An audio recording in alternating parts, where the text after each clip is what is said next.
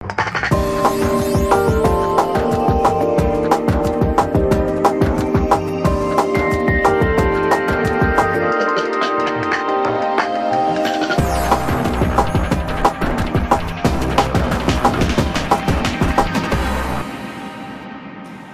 we are at Hubert Middle School, located in Savannah, Georgia. The year is 2007. Just your plain old school and your plain old classroom. There are no frills or thrills here. Technology is still a thing of the future, too scary to incorporate into student learning. But what happens when we push all those fears aside and take a look into the future of education?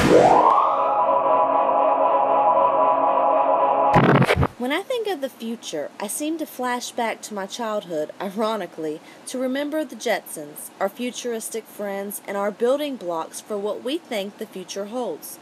But is it possible that a childhood cartoon truly predicts what we can expect of the future?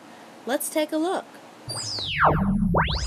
Here we have George Jetson at his desk, while his boss, Mr. Spacely, blasts commands from another location. This can be classified in today's terms as telecommunication. So what does this look like today? In the future classroom, every student has access to a world of information and instruction right in front of them in the form of a computer. The professor may use other forms of technology to bring the wide world inside a classroom, like the class we see here. Every student will have a computer. This will be the norm.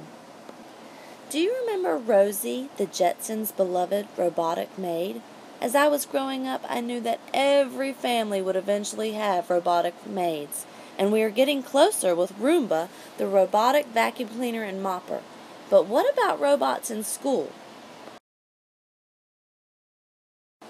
What if we had robotic paraprofessionals that could grade papers and complete the more routine tasks of being a teacher? Wouldn't that free up some time for teachers to improve what they already do? Could the custodial staff be replaced by robots as well? What about those students who are constantly late? Can a robot go get their behinds out of bed and bring them to school? If programmed with the school's best interest in mind, robots could help schools free up more time to improve the education of its students. Would they want someone more like Rosie Jetson, or the robot pictured here, who could be mistaken for a human? But the question is, when will society find this ethical? Perhaps in our future. Let's move on to futuristic field trips.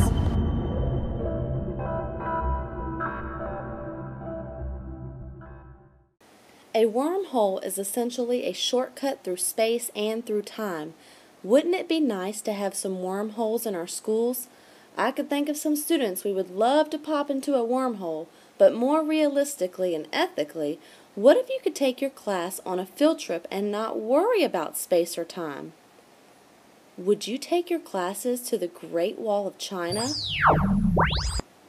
Or perhaps to see the actual signing of the Constitution?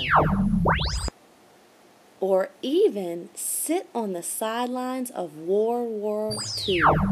The possibilities are endless. Students will gain a deeper understanding of the world past and present if they could get out and actually see it. Last but definitely not least, I hope that with our expanding technology we will also environmentally update our schools. Due to the amount of lighting and other electricity used in schools, solar panels will replace the current means of power. Each school will become what we know of today as green, essentially getting rid of all waste and using more environmentally friendly practices. We may not know exactly what tomorrow holds, but you better believe that education will breed technology and vice versa. Who knows? Maybe the Jetsons were right.